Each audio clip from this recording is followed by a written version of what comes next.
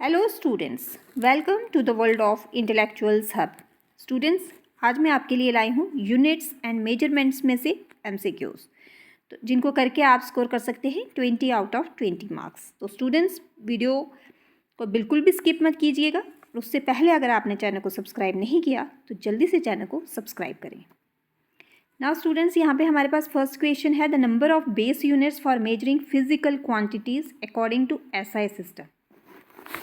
तो students, base units जो हैं ये हमारे पास होती हैं जैसे length, mass, time, electric current, amount of substance, luminous intensity and temperature. तो स्टूडेंट्स, ये 1 2 3 4 5 6 और 7 टोटल हमारे पास कितनी है? ये 7। तो ये बेसिक जो है फिजिकल क्वांटिटीज़ होती हैं, length, mass, time, electric current, amount of substance, luminous intensity and temperature. ये 7 जो है यूनिट्स बेसिक होती हैं। तो ऑप्शन सी जो है यहाँ पे राइट आंसर है। नेक्स्ट है हमारे पास, what is the unit for measuring intensity of light. तो स्टूडेंट्स, इंटेंसिटी ऑफ लाइट को मेजर करते हैं हम कैंडीला में। कैंडीला जो है, कैंडीला की वैल्यू जो है वो होती है 683 ल्यूमन पर वॉट के हिसाब से। तो यहाँ पे हमारा ऑप्शन ए जो है वो राइट आंसर है। अनदर क्वेश्चन है, what is the full form of SI. SI students, ये सिस्टम ऑफ मेजरमेंट रहता है। यहाँ पे एफपीएस सिस्टम होता है, एमकेएस सिस्टम होता है, सीजीएस सिस्टम होता है। तो यहाँ पे इसी तरह से एसआई की फुल फॉर्म जो है स्टैंडर्ड इंटरनेशनल नहीं होता स्टूडेंट्स, साइंटिफिक इंटरनेशनल भी नहीं होता, साइंस इंटरनेशनल भी नहीं होता, ये सिस्टम इंटरनेशनल होता है। ऑप्शन बी जो है वो राइट आंसर है।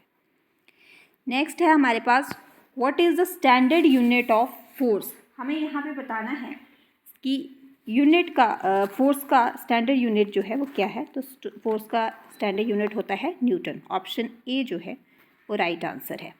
उसके बाद हमारे पास 89 mega joule can also be expressed as.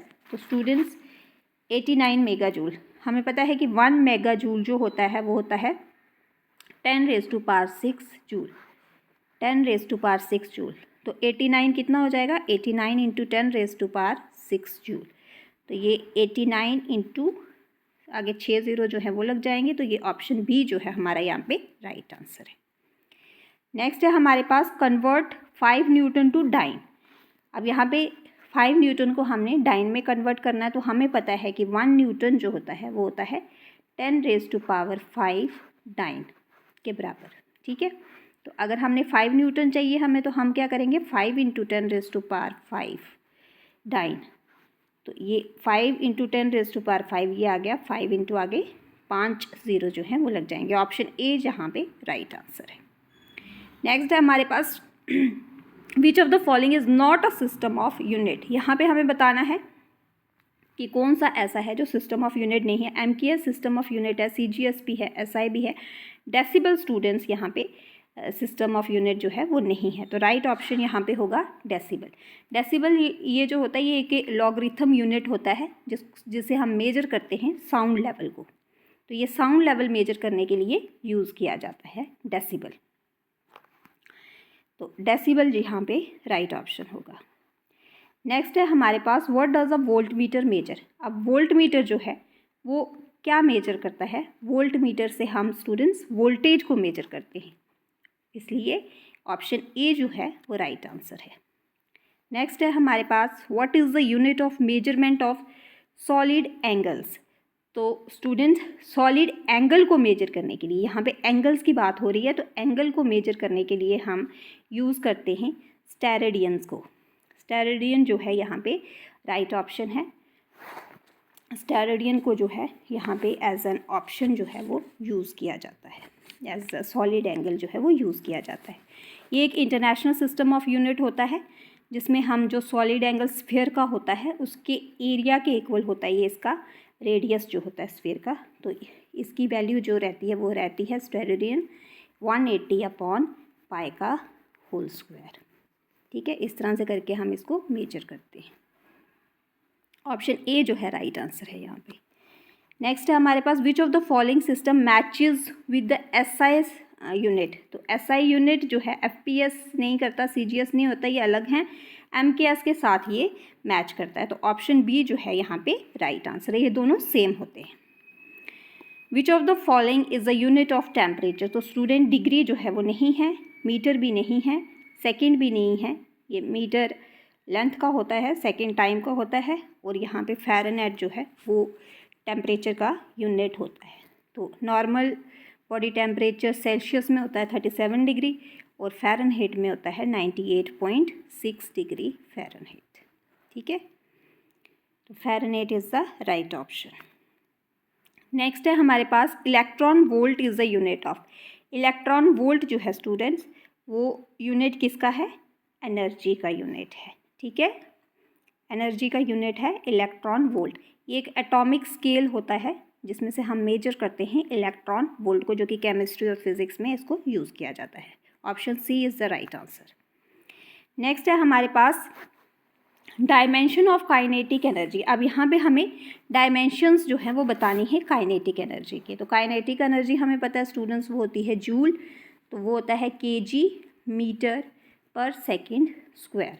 ठीक है, तो kg जो है वो मास आ जाएगा, तो यहाँ पे मीटर जो है वो लेंथ आ जाएगी हमारे पास, मीटर स्क्वायर होता है यहाँ पे, तो लेंथ का ये स्क्वायर हो जाएगा और टाइम का स्क्वायर। ठीक है, तो ये हमारा आ जाएगा ऑप्शन सी जो है यहाँ पे, ये राइट आंसर है।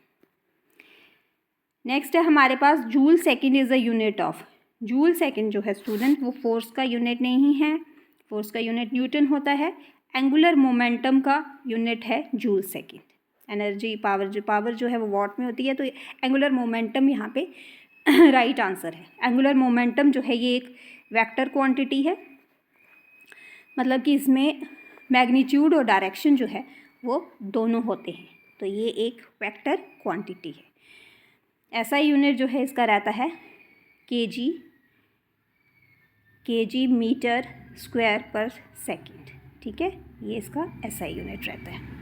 ऑप्शन बी जो है यहाँ पे राइट आंसर है।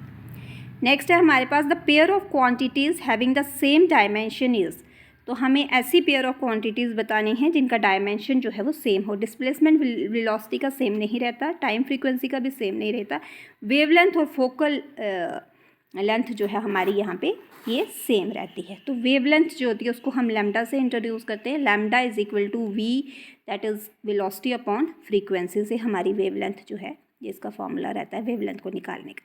और फोकल लेंथ जो होती है वो होती है distance from centre of a lens या mirror to the point where reflected and reflected rays जो है वो कन्वर्ज होती हैं या डाइवर्ज होती हैं। तो फोकल लेंथ जो स्टूडेंट्स हमारी रहती है वो डायरेक्टली प्रोपोर्शनल रहती है किसके? Wavelength of the light used.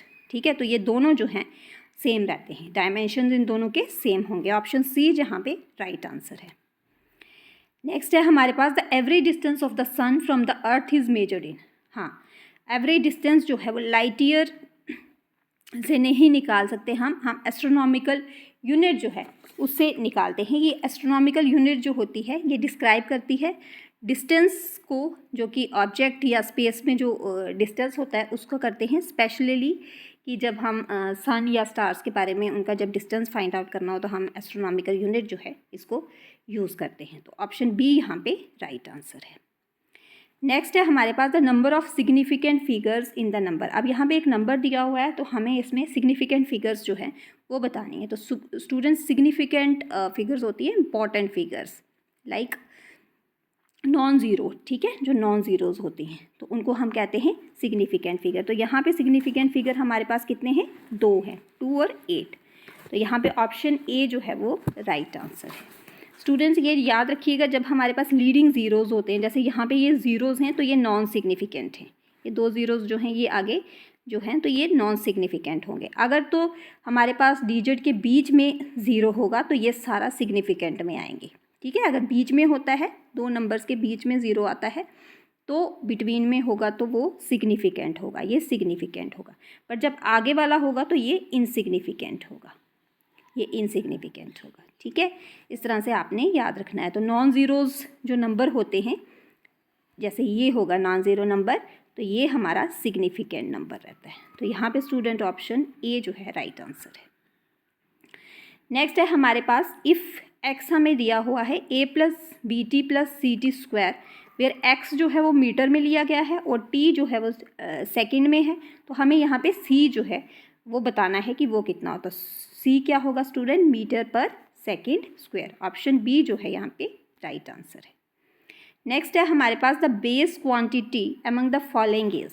अभी स्टूडेंट्स एक क्वेश्चन मैंने पीछे आपको करवाया था कि हमारे पास बेस क्वांटिटीज़ कितनी होती हैं, जिसमें मैंने आपको बताया था length, mass, time, electric current, amount of substance, luminous intensity and temperature.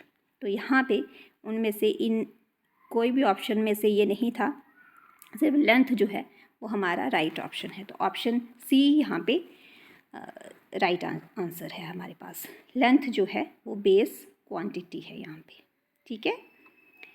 और ये टोटल जो होती हैं ये 7 होती हैं, जो मैंने पीछे अभी आपको बताई है।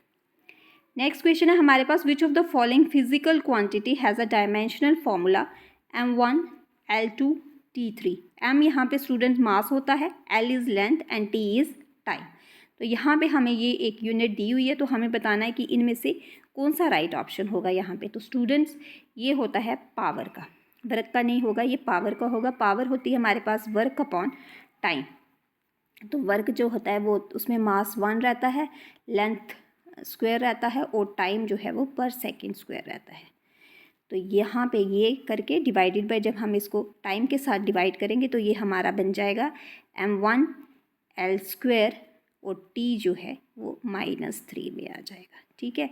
तो यहाँ पे यही सेम था हमारे पास, तो इसका मतलब ये पावर जो है राइट ऑप्शन है यहाँ पे। Option B is the right option over here. I hope students आपको ये वीडियो अच्छी लगी है। वीडियो अच्छी लगी है तो चैनल को लाइक, कमेंट, शेयर और सब्सक्राइब ज़रूर करें।